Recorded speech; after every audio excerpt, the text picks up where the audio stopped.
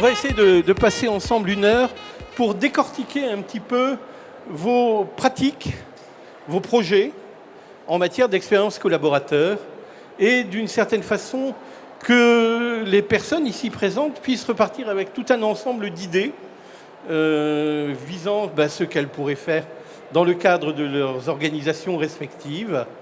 Et ce qui compte d'une certaine manière, c'est qu'on passe un moment agréable. Bon, je les ai prévenus que j'allais les torturer un peu, mais c'est pas grave. Une expérience agréable, un temps partagé. Et ce que je vous propose, c'est un mode de fonctionnement moitié table ronde, moitié intervention. Pourquoi ? Parce qu'il me paraît, moi, important, quand on aborde un projet, quand on aborde vos projets, en fait, qui sont, je les ai parcourus extrêmement intéressants, qu'on puisse les comprendre un peu dans leur globalité pour ensuite pouvoir échanger tous ensemble sur la table ronde. Ça vous va ? Bien. Ça vous va aussi ? Vous êtes restés ? Il y en a qui sont partis, donc... Bien. Alors, j'ai fait une brève présentation, mais vous allez peut-être pouvoir vous présenter brièvement. Alors, on va commencer, honneur aux dames. Valérie, j'espère qu'il y a plusieurs micros.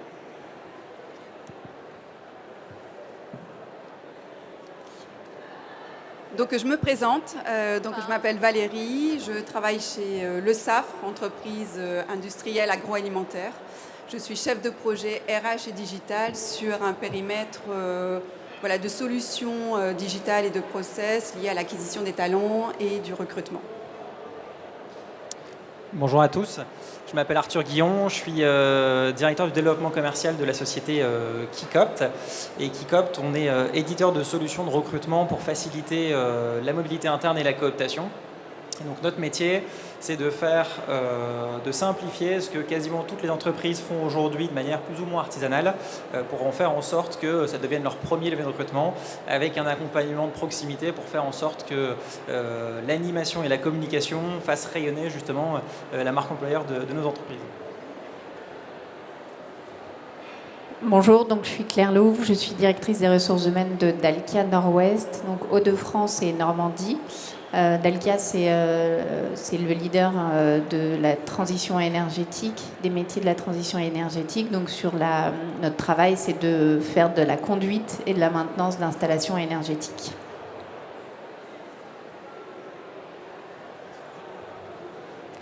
Bonjour, je suis Aude Blondel, je représente le cabinet LHH, qui est un cabinet conseil en ressources humaines, et nous sommes ici pour témoigner de manière très opérationnelle d'un projet déployé chez Dalkia Nord-Ouest. Bien, les présentations étant faites, on va commencer à rentrer dans le vif du sujet. Alors, on a deux projets. Et on va essayer d'aborder ces 2 projets avec peut-être un regard un petit peu différent. Ce que je vous propose, c'est de commencer, Valérie et Arthur, par votre situation. Et d'une certaine manière, concernant le Safre, qu'est-ce qui vous a amené à vous poser la question de l'expérience collaborateur, entre guillemets, excusez-moi d'être direct, c'était quoi le problème, quoi ? Parce que, comme le faisait remarquer Bernard tout à l'heure, j'ai été moi-même DRH dans un temps où on ne se posait pas trop de questions, tout allait bien, mais ça a changé, je pense.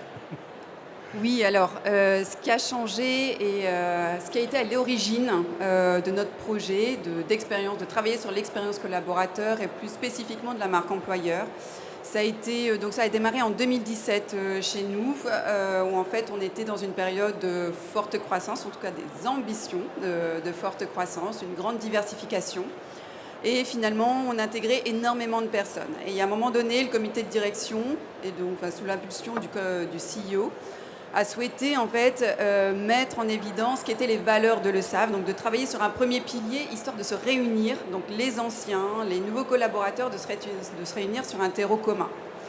Donc il y a eu tout un travail de fait sur cette partie-là dans un premier temps. C'est quoi les valeurs Le Safre ? C'est quoi ce qui nous unit finalement au sein de l'entreprise ? Donc ça a été engagé par le comité de direction, challengé par les managers et donc en sont sorties 5 valeurs de l'entreprise qui sont restées en interne concrètement, parce que l'objectif c'était vraiment que ça sorte de l'interne. C'était pas forcément en vue d'une communication externe dans un premier temps. Ensuite, 1 an plus tard, ce qui s'est passé, c'est qu'on s'est dit ok, il faut travailler la marque employeur, on doit devenir plus attractif. On est une entreprise B2B, on n'est pas forcément connu de tout le monde, et donc il faut qu'on déploie aussi notre image et montrer ce qu'on est de l'intérieur. Donc il y a tout un travail sur la marque employeur qui a été faite. Elle a été faite avec cette volonté que ça vienne du terrain dans le sens où on a créé des focus groups. Donc en fait, les focus groups, on a réuni des collaborateurs qui avaient une ancienneté assez importante, des jeunes collaborateurs, et on les a fait parler, on les a interviewés, en leur demandant finalement, l'objectif c'était vraiment d'identifier ce qu'était l'ADN de Le Saffre, qu'est-ce qui transparaît dans notre entreprise, qu'est-ce qu'on vit vraiment de l'intérieur. Ça a été des focus group pour la marque, pour identifier notre marque employeur, mais au-delà de ça, on a aussi interviewé notre écosystème de partenaires, on a interviewé ici des candidats qui n'avaient pas été sélectionnés par Le Saffre, pour quand même bien prendre le pouls du terrain. Et tout ce travail-là a été fait en Europe. C'est vrai que je ne vous ai pas précisé, Le Saffre, on est une entreprise internationale, on est 11 000 aujourd'hui. Et donc ce travail-là, en tout cas de marque employeur, il a été travaillé sur plusieurs continents. En Europe, en Asie et, sauf erreur de ma part, aux États-Unis. Et donc voilà, on a rassemblé tout ça, on en a identifié 3 piliers de notre marque employeur, des messages clés à communiquer. Et ensuite, en effet, la 3e partie de ce projet, ça a été de les décliner et de créer, ça a été la base de référence pour développer notre expérience collaborateur. Donc, si j'essaie de résumer ce que je viens d'entendre, j'ai une oreille très sélective, vous inquiétez pas. D'une certaine façon, un problème peut-être de cristallisation d'une culture qui évolue, qui a changé au cours du temps, qu'il était nécessaire peut-être de repréciser aussi, parce que très souvent la culture, comme le disait Bernard tout à l'heure, les valeurs, excusez-moi, je suis allé dans différentes usines automobiles une fois, et il y avait les valeurs qui étaient affichées à l'entrée. C'était des usines concurrentes, mais c'était les mêmes valeurs. C'était un copier-coller. D'ailleurs, j'avais rencontré les mêmes quand j'étais DRH dans ma propre structure. Sous-entendu, tout un ensemble généralement de mots creux, et qu'on a des difficultés à faire vivre. Ça, c'est un premier point que je retiens. Donc, la nécessité de revenir véritablement sur une culture, sur une histoire que je qualifierais de sociale ou sociétale. Et ce que j'ai entendu aussi, c'est des éléments très liés à une logique de recrutement, puisque on a très vite glissé de la logique de l'expérience collaborateur à la logique de marque employeur, en fait.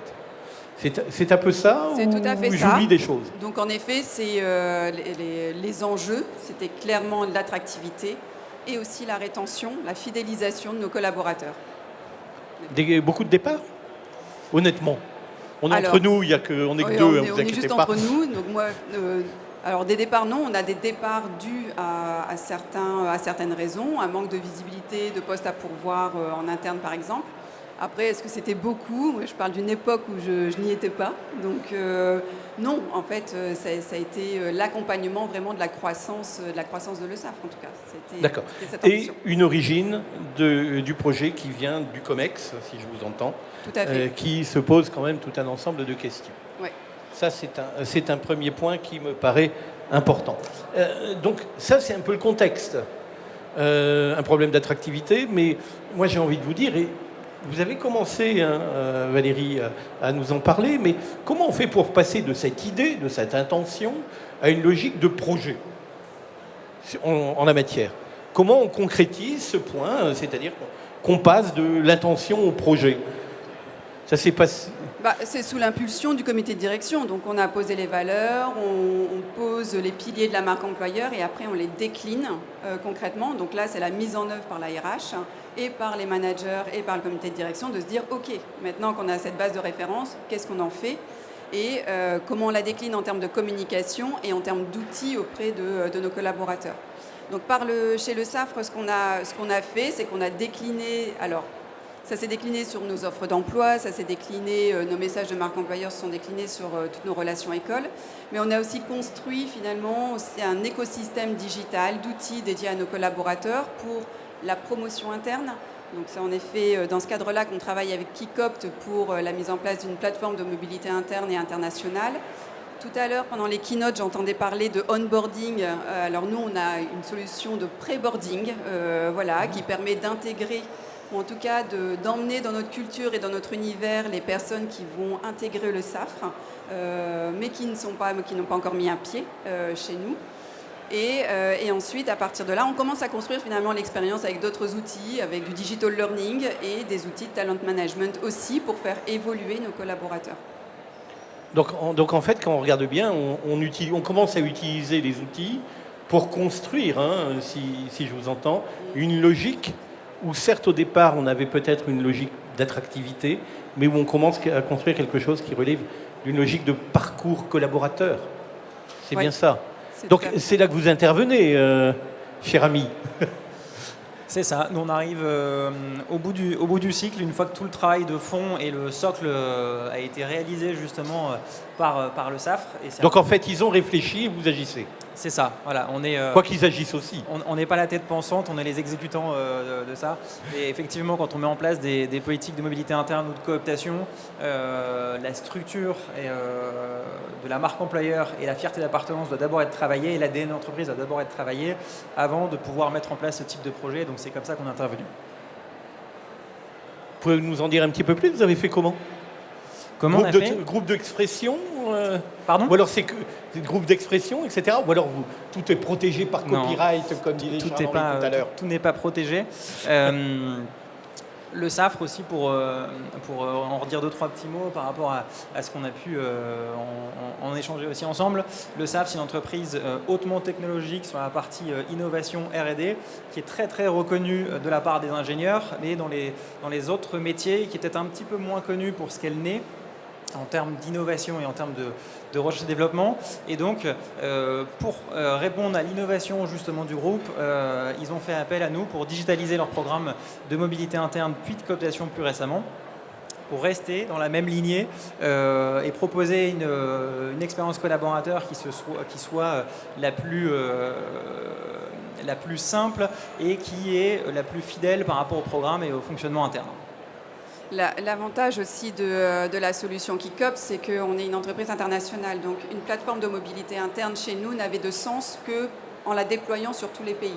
Et ça a été un des avantages de cette plateforme, d'avoir finalement dans notre programme de mobilité interne une expérience commune d'expérience collaborateur quand je suis candidat interne, d'avoir cette expérience commune quel que soit le pays, quelle que soit la région dans laquelle je suis. Donc c'est vrai que la plateforme de mobilité interne qui a été mise en place avec Kikopt, elle s'est accompagnée aussi de règles. Voilà, c'est un petit peu embêtant par moment de respecter les process, etc. Mais on a mis en place en effet des règles de mobilité partagées avec l'ensemble des DRH régions, avec les DRH pays, pour redescendre jusqu'au manager, que ce soit ancré chez tout le monde. J'en profite juste, on avait fait un webinar justement avec Valérie et Sandrine et Antoine Perruchot, qui est le cofondateur de Kikopt, notamment sur comment mettre en place une politique de mobilité internationale, le travail de fond qu'ont fait Valérie et ses équipes, parce que c'est pas toujours simple de pouvoir harmoniser les pratiques d'une BU à l'autre, d'un pays à l'autre. Et là où on a joué notre rôle d'exécutant, c'est d'aller mettre en place, comme tu l'as dit, une plateforme du coup disponible en 10 langues pour essayer de faciliter le parcours auprès des collaborateurs qui auraient une envie de mobilité interne. On parle souvent de collaborateurs acteurs de leur parcours. Oui, c'est bien. Par contre, si pour des enjeux de mobilité interne, ils ont un parcours du combattant pour pouvoir avoir accès aux annonces qui sont disponibles, le fait de pouvoir y postuler, le fait d'avoir du feedback, etc.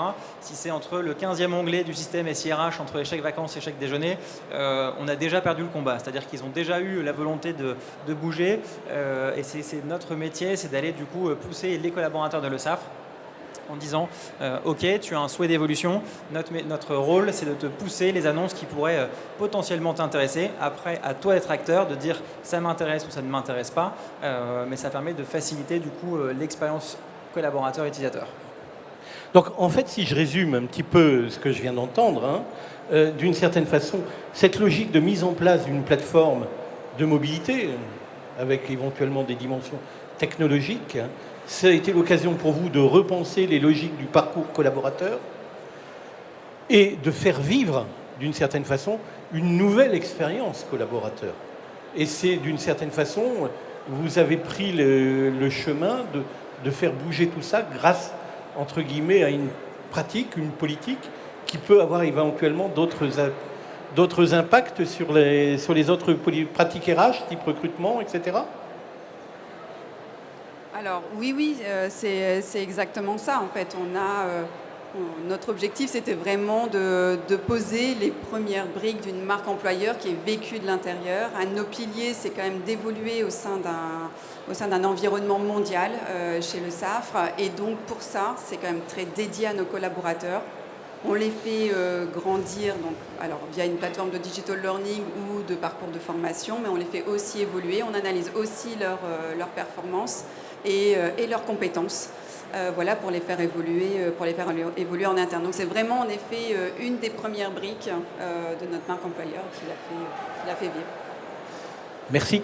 Alors, si on essaie de passer de l'autre côté de la table ronde, avec vous, Claire et Aude, globalement, votre projet, il n'est pas sur une logique de marque employeur tel que déployé là. Mais moi, lors de la préparation, j'ai des notes que j'ai lues. Je me suis dit, mais ils s'intéressent particulièrement aux managers, ces gens-là.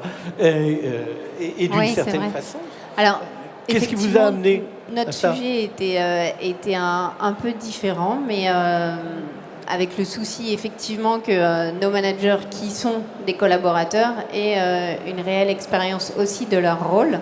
Et ça remonte maintenant à 2018 où finalement on se rendait compte que le manager était chez Dalkia, on a des équipes qui sont très disparates sur tout le territoire, parfois dans des zones rurales, d'autres dans des zones très urbaines, et parfois le manager est isolé, se sent un peu isolé avec ses équipes, assez loin de la hiérarchie elle-même. Et donc, du coup, assez peu l'occasion d'avoir des feedbacks avec sa hiérarchie et d'apprendre son rôle de manager. Chez Dalkia, précédemment, on avait plutôt tendance à faire évoluer le technicien qui était très expérimenté. Et pour le faire évoluer, on le nommait manager parce que c'était la progression naturelle, finalement. La double erreur du RH, ça, exactement. Parce qu'on perd un bon technicien et on gagne pas nécessairement un bon manager. Exactement. On avait tout faux. C'était pas du tout la bonne démarche. Et on se retrouvait avec potentiellement un piètre manager et aigri de plus du tout faire de la technique. Donc du coup, on s'est dit, il faut qu'on arrête ce schéma-là. D'ailleurs, du coup, maintenant, nos managers ne sont plus les meilleurs techniciens, mais sont des vrais managers. Mais pour accompagner nos managers qui étaient déjà en place, l'objectif était finalement de les outiller sur des techniques de management qu'ils n'avaient pas forcément. Et comment est-ce que je trouve ma place dans le collectif sans finalement me plaindre de ma situation individuelle. Et donc, faire du manager un vrai rôle et arrêter de dire je ferai du management quand j'aurai fini ma journée, je penserai à appeler mon technicien pour savoir comment il va et faire que le management, on le fait au quotidien, toute la journée. Donc, dans ce cadre-là, en fait, la volonté, c'était de replacer le management au cœur du manager. Et on a lancé un programme d'entreprise qui s'appelait Manager au cœur, qui avait la forte ambition de former l'ensemble de nos managers. Alors nous, sur la plaque Nord-Ouest, on est 2000 salariés, on avait à peu près 250 managers à former. Et on s'est rapproché de LHH dans cette démarche-là pour déployer notre ambition de manager au cœur. D'accord, donc entre guillemets, là aussi, vous êtes passé de la logique de l'envie à la construction du projet. Mais avant de vous laisser la parole, j'ai quand même une question pour vous. Parce que globalement, ce changement dans l'accès à la fonction de manager, dans certains cas, ça peut être radical. Ça a été bien accepté par tout le monde. Parce que globalement, moi je suis super technicien, je vois mon avenir professionnel, et là on me dit non, c'est plus celui-là. Oui. Alors, de ce fait-là, on a créé deux parcours. On a créé le parcours management, où finalement, un technicien qui aurait des appétences pour manager passerait par une fonction qu'on appelle référent opérationnel, où il va piloter une équipe, puis après, il la managera pour après devenir responsable d'exploitation, enfin sur des fonctions encore plus managériales sur des business units. Et on a créé un parcours expertise, où finalement on peut être un superbe technicien mais ne pas du tout avoir envie de manager et donc de progresser dans cette expertise technique et de devenir technicien spécialisé, référent technique, etc. Donc on a créé deux voies finalement pour permettre une proposition alternative à celle qui n'était jusqu'à présent que celle du management et qui était vouée à l'échec parfois parce que, comme on le disait tout à l'heure, un technicien peut être un bien piètre manager. Voilà, donc maintenant que j'ai cette réponse, parce qu'elle me paraissait essentielle, d'une certaine façon, on n'abandonne personne sur le bord du chemin. C'est un peu ça la logique. Si on s'intéresse à ce programme dédié aux managers, alors vous y faites quoi? Parce que globalement, construire une expérience collaborateur avec l'aide des managers, c'est... Je ne vais pas dire que c'est révolutionnaire, surtout si on a écouté Bernard Couletti avant, mais c'est pas toujours simple. Oui, alors le projet Manager au cœur s'est organisé autour de deux actions principales. Une action collective qui a permis de faire exposer la stratégie de l'entreprise par la direction à l'ensemble des managers. Donc ça, c'était la première action, la dimension collective. Donc les managers ont été réunis et la direction est allée à leur rencontre, accompagnée par LHH, pour exposer la stratégie de l'entreprise et les attentes vis-à-vis des managers. Et cette journée s'est enrichie d'apports sur le rôle du manager et sur un premier outil qui était le feedback. Comment faire un feedback à mes collaborateurs. Donc, il y avait ce premier outillage, cette approche collective. Ça, c'est le premier volet de notre intervention. Et le deuxième volet de l'intervention, c'est une approche individuelle qui a été proposée avec la volonté de Dalkia d'avoir le manager au cœur de ses préoccupations. Et donc ce volet individuel consistait à organiser un échange d'1h30 entre un manager et un consultant de chez LHH, un échange d'1h30 autour d'un questionnaire de personnalité qui avait été passé en amont et qui permettait au manager de se poser, prendre du recul sur comment il fonctionnait, ses préférences comportementales, ses points de force dans l'exercice managérial et ses éventuels points à travailler. Ses faiblesses, ses risques. On est consultant, on parle en positif. Et voilà, donc il y a eu ces deux actions principales. Une action collective qui a super bien marché grâce à l'intervention du comité de direction de Dalkia Nord qui s'est impliqué, qui est venu à chaque session. Ça a vraiment eu un impact très positif. Et donc une approche individualisée avec une reconnaissance plus individuelle portée à chacun des 250 managers. Alors, il y a les jeunes, je vais dire, les jeunes managers, ceux qui accèdent à la fonction. Puis il y a les managers un peu plus, ayant un peu plus de bouteilles, ayant déjà managé depuis un bout de temps, ayant éventuellement mal managé depuis un bout de temps.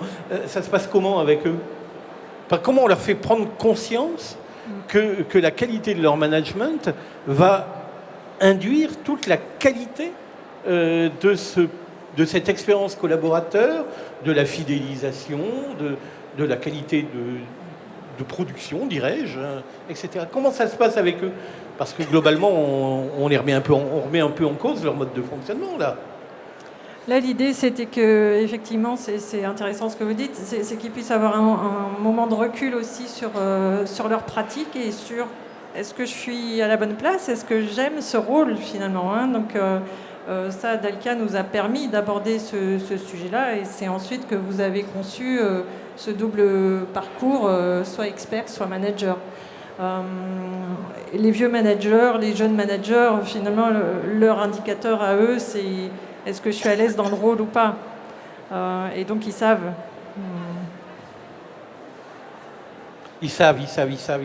Parfois, il y en a qui ont du mal à entendre. Hein. Mais c'est comme ça et c'est pas autrement. Moi, un manager, c'est quelqu'un qui prévoit, qui décide, qui organise, qui mobilise, qui évalue.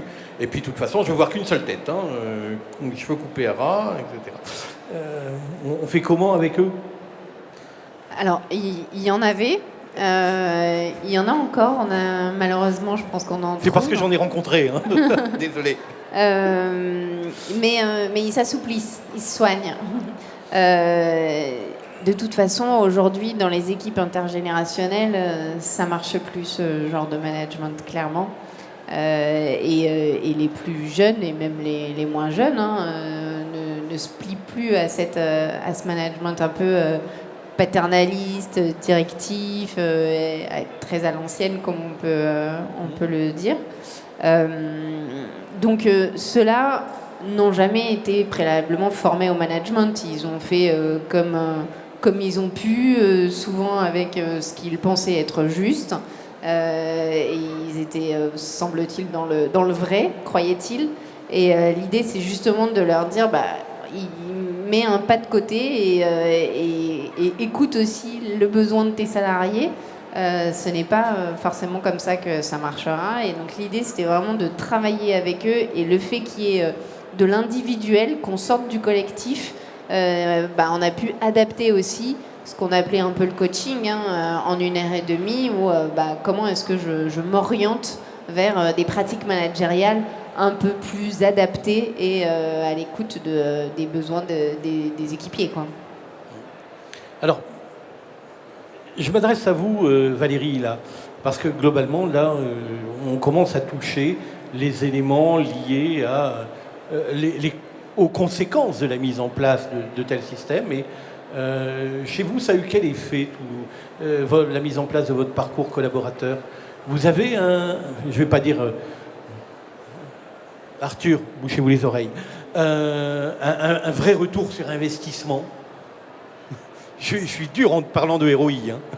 D'accord. Alors, si on parle de la mise en place de plateformes digitales, alors si on parle de Kikopt, c'est difficile d'avoir un recul parce qu'avant, la mobilité interne existait chez le SAF, mais de façon plus artisanale, donc pas forcément avec les mêmes KPI, les indicateurs qu'on peut suivre aujourd'hui. Ce qui est sûr, c'est qu'aujourd'hui, dans les KPI qu'on a, puisque la plateforme elle a été mise en place en 2021, l'ensemble des recrutements qu'on a fait sur 2022, on en a près de 25% qui sont pourvus en interne. On a un objectif d'augmenter de 10 points ce chiffre-là, ce KPI d'ici 2024-2025. Donc, est-ce qu'on a un vrai retour sur investissement? Donc, si je dois comparer avant, je ne peux pas le dire parce que je n'ai pas de point de comparaison. Mais oui, c'est un vrai point positif. La mise en place de cette plateforme, on a eu énormément de retours positifs de nos collaborateurs. Dans le sens où avant, la mobilité interne, c'était beaucoup de bouche à oreille, c'était fait par le management, par les people review. Là, il y a une transparence d'information. Donc, c'est tout bénéfique pour eux. Il y a eu des craintes de la part des managers qu'on a dû soulever pendant la mise en place de ce projet-là. En tout cas, c'est une plateforme qui est bienvenue. Maintenant, on a des points toujours d'amélioration, c'est-à-dire qu'on a défini un process de mobilité interne chez nous. Il faut que ce process de mobilité interne et cette expérience de candidat interne, elle soit vécue par tout le monde et qu'elle soit la plus homogène et la plus positive possible. On sait très bien que nos process sont perfectibles et que tous les RH ou tous les managers n'ont peut-être pas cette sensibilité quand ils reçoivent un candidat interne, de faire un bon feedback, l'évaluation de la compétence, etc. Donc tout ça, on doit continuer en effet à travailler Mais en tout cas, le gros point positif, c'est qu'on le met le pied à l'étrier. On commence à organiser les choses, à les suivre. On a des indicateurs. On lance dans chaque région de l'ESAFRE des enquêtes d'engagement aussi. Donc là, ça rejoint un petit peu la keynote de tout à l'heure. Donc on n'est plus forcément dans la rétention, mais c'est quoi le niveau d'engagement de nos collaborateurs. Donc voilà, on met en place des outils maintenant qui vont nous permettre de savoir où le bas blesse encore, qu'est-ce qu'on doit améliorer et puis après déterminer là où on veut aller nous aussi. Et je voudrais juste rajouter un élément sur l'expérience collaborateur, c'est que on parle d'expérience collaborateur, de nos piliers, de l'attractivité. Il y a aussi un message clé auprès de nos managers qui est importante, c'est que on ne vient pas survendre l'entreprise. Quand on est en process de recrutement, on va bien sûr évaluer la compétence avant tout, au-delà de vendre l'entreprise et de la rendre attractive avec nos piliers. Mais ce n'est pas au détriment de l'analyse de la compétence et de la performance aussi. Il y a une question qui me vient à l'esprit à vous écouter. Alors, je ne voudrais pas que ma question soit mal prise, donc je vais essayer. Voilà. Mais j'ai l'impression que d'une certaine façon, à cette occasion, vous êtes en train de moderniser toute une approche de la gestion des ressources humaines à l'intérieur de votre entreprise. Je ne dis pas que ce n'était pas une entreprise de ce point de vue-là moderne, qui faisait les choses bien, etc. Mais j'ai envie de dire qu'il y a un autre regard qui me paraît posé sur la fonction RH, avec peut-être une autre clé d'entrée, hein, comme le faisait remarquer Bernard tout à l'heure, et que c'est l'occasion de repenser tout un ensemble de choses. C'est bien le cas ? Oui, on repense en effet nos process. Clairement, quand on met en place un nouvel outil, on remet à plat ce qu'on fait actuellement, on analyse déjà ce qu'on fait sur le terrain, qu'est-ce qu'on fait de bien, c'est quoi les retours terrain des managers, de nos collaborateurs et des DRH, et de se dire maintenant où est-ce qu'on va aller. Oui, en effet, clairement, ça vient repenser notre façon de travailler. Et l'objectif, c'est de l'améliorer. Je pense après... J'en prie, Arthur. En ce moment, qui ne repense pas sa façon de travailler sur les RH quand on regarde un petit peu ce qui s'est passé dans l'évolution de la fonction et du mode de fonctionnement des RH, on n'a jamais eu autant d'évolution ces 10 dernières années qu'il n'y en a jamais eu auparavant. Donc effectivement, le SAFRE le fait, mais je pense que toutes les entreprises aujourd'hui retravaillent leur mode de fonctionnement. On voit dans des équipes maintenant RH des profils en marketing, des profils commerciaux, pour essayer d'avoir une palette le plus large possible, et on est presque maintenant sur de l'acquisition de talents comme on pourrait le faire dans le commerce, et donc c'est assez marrant ce parallèle avec les différentes équipes. À t'écouter, on est en train de jeter à la poubelle nos oripeaux administratifs pour devenir vraiment RH, non ? On devient, pour rencontrer beaucoup d'entreprises assez régulièrement, la fonction RH a pris une place beaucoup plus importante ces dernières années, justement auprès des comités de direction. Au mieux de les voir un petit peu comme un centre de coût, on les voit maintenant comme de la valeur ajoutée qui vont aller mettre leur pierre à l'édifice, et c'est vraiment ce changement justement de mode de fonctionnement et de mode de pensée qui est en train de se passer. Je vois qu'il y a Charles-Henri qui est dans le coin. Dis, Charles-Henri, tu te rends compte, ton bouquin c'était 88 quand même, hein ? Il en a fallu du temps pour arriver là. Hein. Waouh ! Bon, c'est une boutade, hein, pour ceux qui ne l'ont pas lu. Vous pouvez essayer de le retrouver éventuellement dans une vieille bibliothèque, parce que le trouver en vente, ça commence à être particulièrement compliqué. Plus sérieusement, on est là en train de repenser, de revoir, chez vous, il s'entend, hein, vous êtes dans une logique de revoir la fonction RH. Vous êtes dans une position de groupe, de siège. Est-ce que c'est la même chose pour Dalkia, qui fait partie du groupe EDF, qui vit aussi dans un environnement différent ou pas ? Ou alors, vous ne pouvez pas répondre ? Si. En fait, on est un peu obligé de repenser notre manière de fonctionner sur le plan des RH. Alors, chez EDF, parce que EDF est une entreprise comme les autres et repense aussi ces schémas-là. Mais nous, on est une petite filiale d'EDF, donc on est très aussi autonome sur le sujet. Et aujourd'hui, on est en train de travailler à la mise en place d'un outil de onboarding. Alors, vous voyez, nous aussi, on s'améliore, de onboarding sur la partie des ressources humaines pour améliorer l'expérience collaborateur du début où il postule jusqu'à son intégration et même sa post-période d'essai.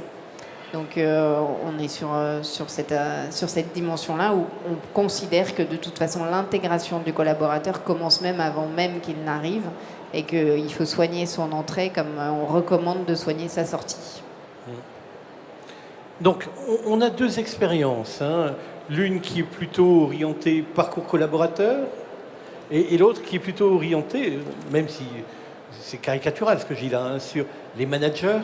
Et d'une certaine façon, moi j'ai envie de lier les deux en réalité, hein, véritablement, parce que globalement, c'est véritablement en repensant tout ça et en les rapprochant que l'on va faire avancer, me semble-t-il, les choses.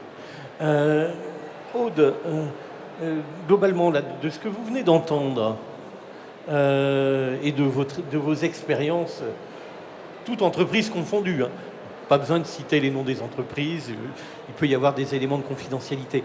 Mais vous êtes d'accord avec ce que je viens de dire, cette logique d'associer un parcours collaborateur qui nous permette de revisiter d'une certaine façon nos pratiques RH,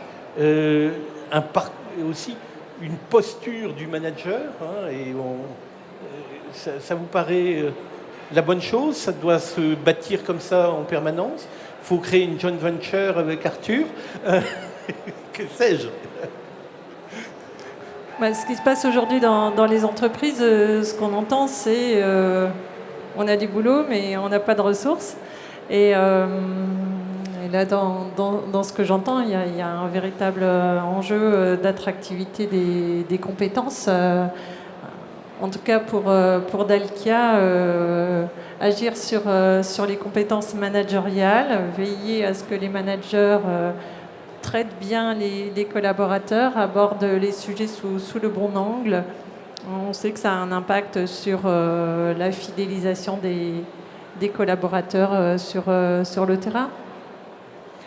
En gros, vous sortez la question des moyens. C'est facile de faire bouger la DRH. Pareil pour vous, Arthur. Hein. Non, mais Aude, je vous en prie, allez-y. C'est facile de faire bouger une DRH? Non, mais c'est une vraie question, parce que d'une certaine façon, on a aussi des objectifs, on a des éléments à produire. Vous n'avez pas le droit d'être en retard sur les payes, vous n'avez pas le droit d'être en retard sur le réglementaire, vous n'avez pas le droit d'être... Et tout ça, c'est... Je ne vais pas dire que c'est à côté, mais jusqu'à présent, c'était à côté. Mais là, les DRH, en l'occurrence chez Dalkia, Claire, c'était elle qui avait envie de bouger. Donc, c'est elle aussi qui a convaincu son comité de direction. Oui. Et ceux qui viennent vous voir, ils ont envie de bouger, en fait. C'est ce que vous êtes en train de dire. J'espère qu'il y aura beaucoup de gens qui viendront vous voir. Pareil pour toi, Arthur? Nous, c'est un peu pareil. C'est-à-dire que, c'est ce que j'évoquais tout à l'heure, la fonction RH a pris tellement de place aujourd'hui qu'elle devient partie prenante dans chaque type de décision. On est très axé, notamment dans les clients que nous accompagnons, sur la partie recrutement et mobilité interne. Et peu importe les divisions dans lesquelles vous êtes, la pénurie de talents, je pense que je ne vais pas vous l'apprendre, elle est présente sur quasiment tous les métiers. Et donc quand on a régulièrement dans son bureau des personnes qui viennent frapper en disant il nous manque du monde, on ne peut pas assurer tel ou tel service ou tel business, ça fait accélérer notamment les choses. Et l'ADRH au sens large en est pour une très grande partie pour pouvoir faire accélérer ce type de décision. Bouger chez vous, ça a été facile? Je parle de l'équipe RH en général, hein, mais que d'eux. Hein, je pense que de toute façon, on était obligé de bouger parce que si on bouscule pas ces pratiques-là, on va être perdant, on sera out de toute façon. L'objectif, c'est aussi de monter en compétence nos salariés, mais c'est aussi de les retenir. Tout à l'heure, on parlait de rétention. Un manager qui n'est pas accompagné dans son rôle de manager, il peut d'abord être délaissé par son équipe, ce qui n'est pas forcément souhaitable. Il peut aussi décider de lâcher le morceau et dire moi je m'en vais ailleurs, et nous de toute façon on n'aura pas résolu notre problème. Donc notre rôle, c'est aussi de faire bouger pour que les personnes qui nous font confiance montent en compétences et grandissent dans l'entreprise. Valérie, une réaction à ça? Oui, alors, nous, on était sur un déploiement de projet à l'international. Je dirais que c'est facile d'embarquer les RH. Tout le monde est d'accord pour dire qu'il faut y aller. Maintenant, quand on a une ligne RH assez large, je rejoins complètement sur le fait de bousculer. En fait, il faut les bousculer parce qu'en effet, ça vient se rajouter au départ sur ce que je dois faire dans le quotidien, mes deadlines, les payes, etc., tout l'opérationnel. En fait, ça vient en plus au démarrage.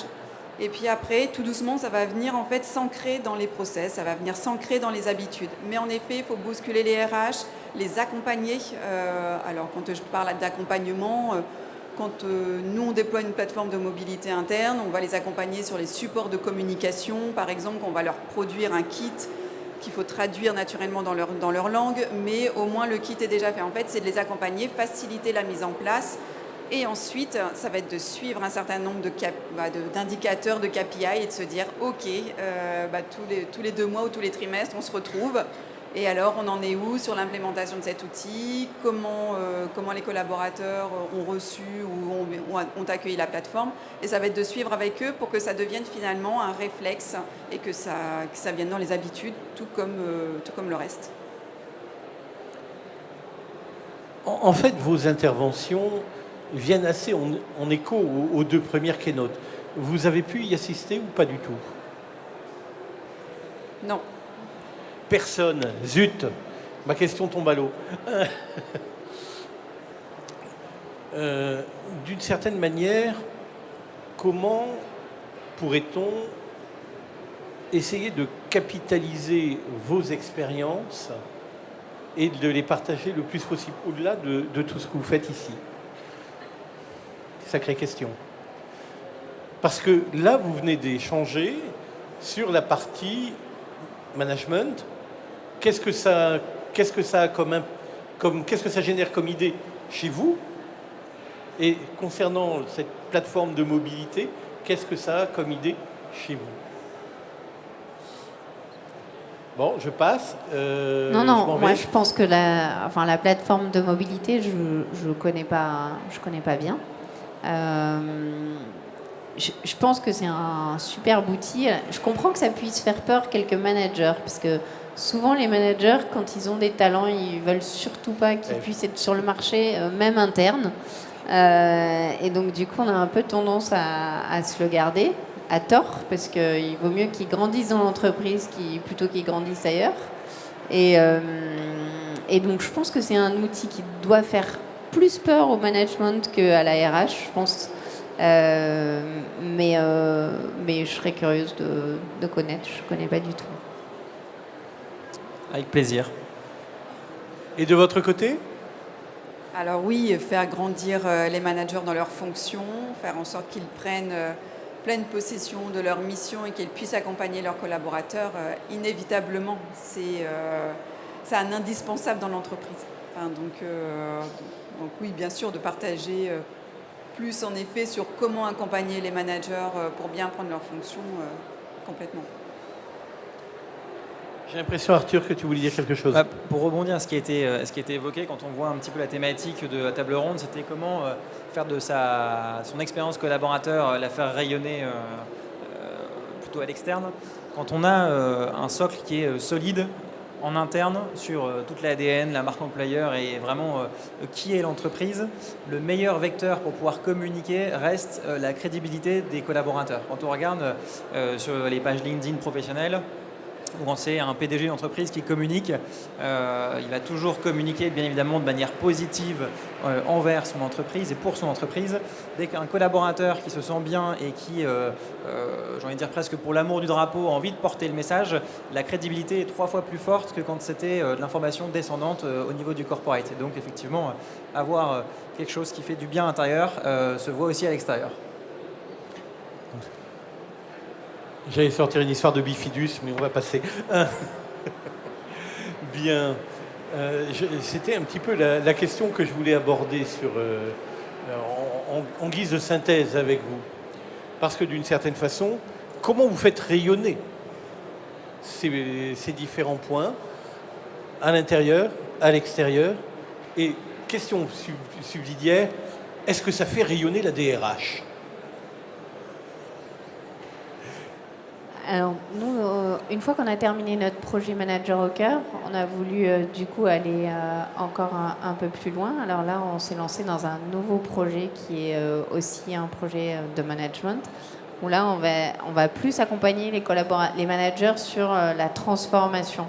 Alors, on s'est lancé aussi dans une formation sur finalement l'accompagnement au changement pour les managers et le co-développement. Donc en fait, on essaye encore d'aller plus loin. On ne s'est pas arrêté à notre première brique. Là, notre prochain projet, enfin notre projet en cours, c'est la deuxième brique pour les managers. Donc la première a marché, les managers ont été contents et ils en ont demandé encore plus parce qu'ils ont senti qu'ils avaient été outillés. On fait face aussi à des actualités qui font qu'on continue d'accompagner nos managers sur ces transformations-là. Et je pense qu'ils sont plutôt satisfaits de la manière dont on les accompagne. LHH est avec nous sur la partie co-développement. Et en fait, on fait une enquête annuelle, parce qu'on fait partie du groupe EDF. Donc on a une enquête annuelle qui s'appelle MyEDF. Et quand on compare, il y a toujours une somme de questions sur le management. Et quand on compare les dernières années, les résultats sur le management, on voit une forte progression depuis qu'on a mis en œuvre le programme Manager au cœur. Donc c'est une manière aussi de faire rayonner la DRH parce que finalement, je pense qu'on n'y est pas trop pour rien si les points de l'enquête MyEDF ont progressé sur cette partie-là. Et de votre côté, chez Le Safre ? Alors, est-ce que ça fait rayonner la DRH? Je dirais plutôt que ça fait rayonner l'entreprise, mais c'est vrai que la marque employeur, elle est portée par nos managers qui doivent la véhiculer, l'incarner. Et je rejoins vraiment Arthur sur le fait que les collaborateurs, quant à eux, en fait, doivent le vivre. Et c'est eux, finalement, qui, en la vivant, vont vouloir la relater, devenir des ambassadeurs. Donc, finalement, c'est eux plutôt qui vont faire... Enfin, c'est grâce à eux qu'on va, entre guillemets, rayonner. Au-delà de l'entreprise. Donc voilà, je ne dirais pas que ça fait rayonner la DRH, ce projet de marque employeur, ça vient faire rayonner finalement tout le monde, parce que c'est vraiment porté par l'ensemble des collaborateurs. Chacun a son rôle. Eh bien, un grand merci.